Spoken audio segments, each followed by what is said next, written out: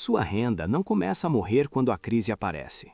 Ela começa a morrer antes, muito antes de virar manchete, muito antes de virar pânico.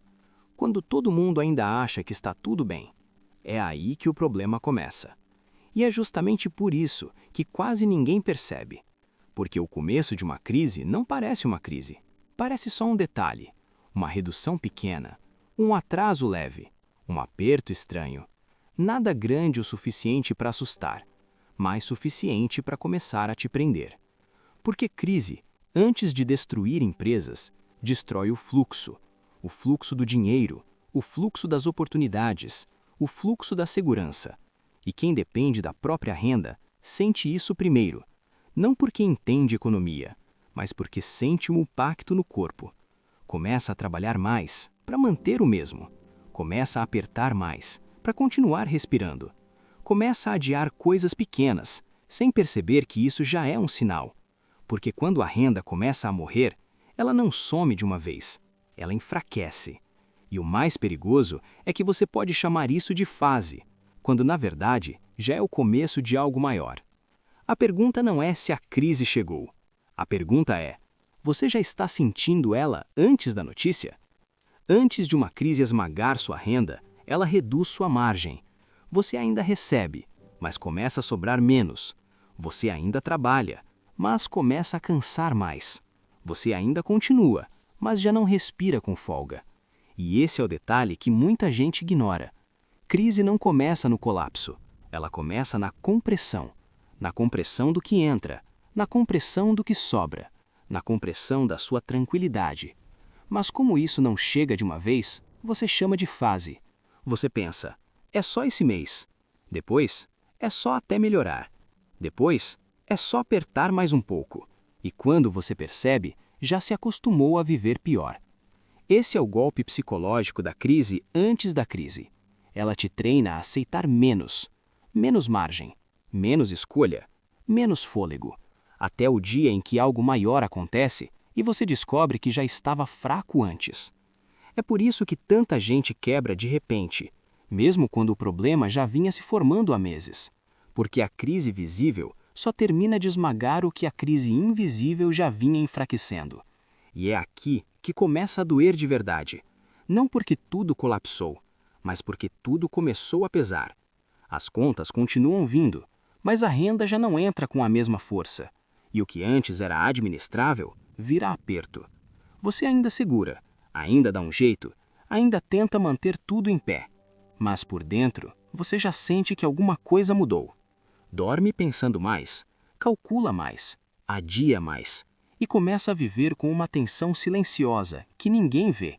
Porque o lado mais cruel disso tudo é que por fora parece normal. Você ainda está funcionando, ainda está pagando, ainda está tentando, mas já não está em paz. E esse é o momento em que muita gente começa a se culpar, sem perceber que o problema era maior do que parecia. Porque quando a renda começa a morrer em silêncio, você acha que falhou, quando na verdade estava sendo comprimido o tempo todo. E é exatamente aqui que a maioria das pessoas começa a se enganar. Não porque sejam fracas, não porque sejam burras, não porque não queiram acertar, mas porque quando a pressão aumenta, o instinto quase sempre empurra na direção errada. Quando o aperto começa a aparecer, quando a margem começa a diminuir, quando a renda já não entra com a mesma força, a primeira reação quase sempre é tentar compensar. Compensar com mais esforço, compensar com mais correria, compensar com mais desgaste. Trabalhar mais, correr mais, apertar mais, dormir menos, aceitar mais peso, agarrar mais responsabilidades, tentar segurar tudo com a própria força.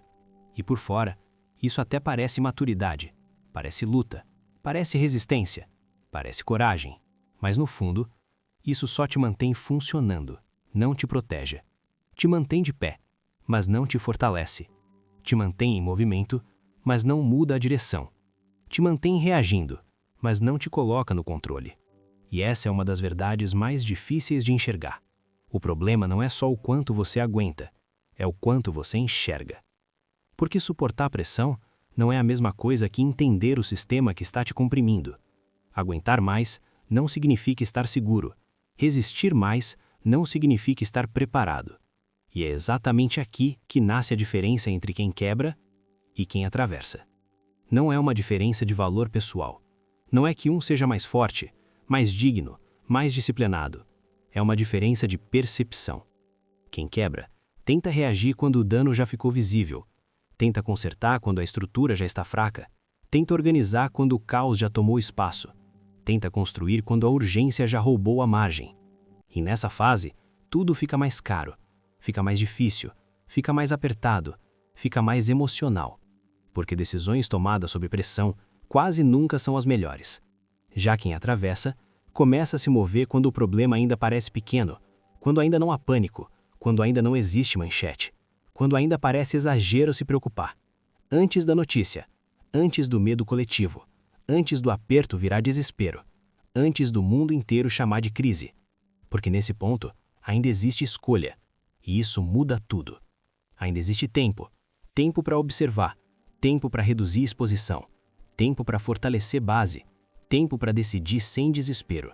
Ainda existe margem, margem para corrigir, margem para respirar, margem para agir com lógica, em vez de agir com medo. E é exatamente essa margem que desaparece quando a crise finalmente vira notícia. Porque quando a crise vira notícia, ela já deixou de ser silenciosa. Ela já saiu da fase em que só alguns sinais apareciam. Ela já saiu da fase em que dava para agir com calma. Nessa hora, a maioria já está atrasada. E quem ainda está aprendendo nesse momento, já está atrás da curva. Já está tentando entender enquanto o cenário aperta. Já está buscando clareza no exato momento em que o sistema exige reação imediata. E esse é o problema. Porque crise não é um bom momento para entender. Crise é um péssimo momento para aprender do zero. É um mau momento para improvisar. Improvisar quando o fluxo já enfraqueceu. Improvisar quando a margem já sumiu. Improvisar quando o emocional já está pesado. Porque improviso precisa de espaço. E crise tira esse espaço. Por isso, quem espera o barulho começar, já perdeu a chance de se mover em silêncio. Já perdeu o momento em que ainda dava para mudar sem chamar a atenção. Já perdeu o ponto em que pequenas decisões fariam grande diferença. Já perdeu a fase em que se preparar parecia excessivo, mas na verdade era inteligência. E essa é a virada que quase ninguém faz a tempo. Entender que sobreviver não depende só da sua força, depende da sua leitura. Não depende só do quanto você suporta, depende do quanto você percebe antes. Porque quando a maioria finalmente acorda, quem entendeu cedo já se moveu. E é isso que separa quem é esmagado pela crise de quem consegue atravessar ela sem ser destruído. E talvez essa seja a parte que quase ninguém quer aceitar. A parte mais desconfortável. A parte que quebra a desculpa mais comum. A parte que destrói a ilusão de que ninguém podia saber. Porque no fundo, a verdade é mais dura do que parece. A crise não destrói só quem não entendeu. Ela destrói, muitas vezes, quem até percebeu alguma coisa, mas continuou adiando. Quem viu um sinal e minimizou. Quem sentiu o aperto e racionalizou.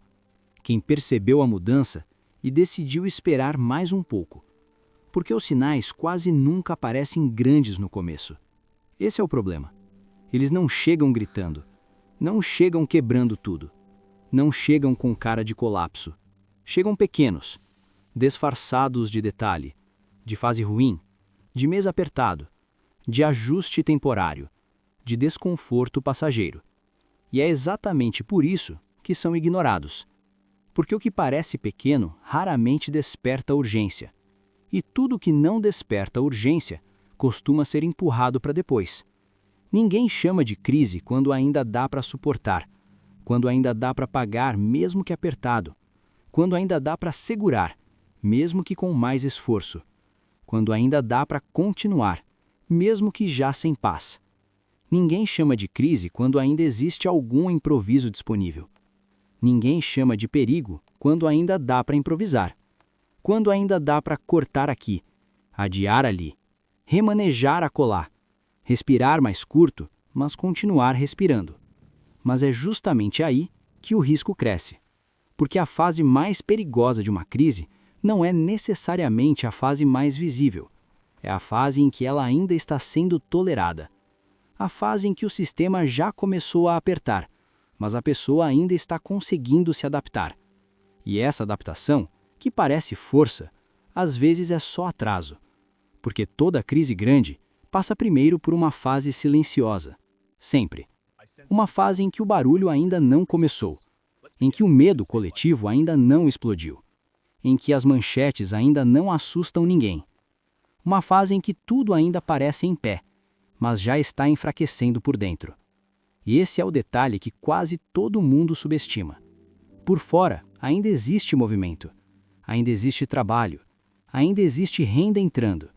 Ainda existe a aparência de normalidade. Mas por dentro, a estrutura já começou a ceder. A margem já começou a sumir.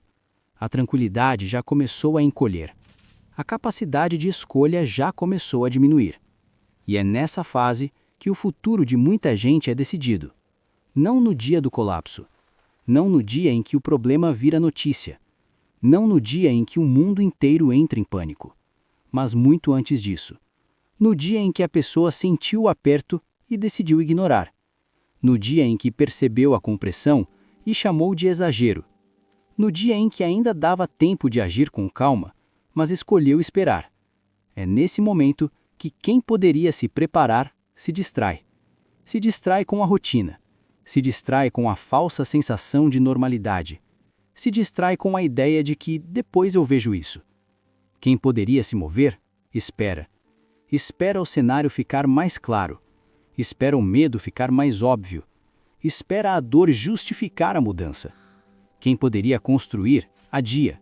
Adia a organização. Adia a proteção. Adia a decisão difícil. Adia a mudança que naquele instante ainda parecia opcional. E o problema é que a crise adora esse tipo de adiamento. Porque cada adiamento reduz margem. Cada espera encurta tempo. Cada distração aproxima o aperto real. E quando o peso finalmente fica óbvio, já não existe mais tranquilidade para decidir. Essa é a parte mais cruel, porque quando o problema finalmente fica claro para todo mundo, ele já deixou de ser administrável para muita gente. Nessa hora, já não existe mais o luxo da análise calma, porque tudo que foi ignorado em silêncio volta em volume muito maior quando a pressão cresce. E essa é a diferença entre quem entra em crise sem chão e quem, mesmo sentindo o impacto, ainda consegue atravessar sem ser esmagado. Se isso abriu sua mente, se em algum ponto desse vídeo você percebeu que os sinais não eram tão pequenos quanto pareciam, comenta aqui embaixo. Controle. Porque eu quero saber quem entendeu antes do barulho começar. Quero saber quem percebeu que o problema nunca foi só a crise visível, mas tudo aquilo que já vinha enfraquecendo antes dela aparecer. E se você quer estar preparado antes da próxima crise esmagar sua renda, se inscreve agora. Porque quando ela virar notícia, quando estiver em todo lugar, quando todo mundo finalmente admitir que o problema chegou, já vai ser tarde para aprender com calma. E nessa hora, quem não construiu antes vai ter que improvisar no pior momento possível.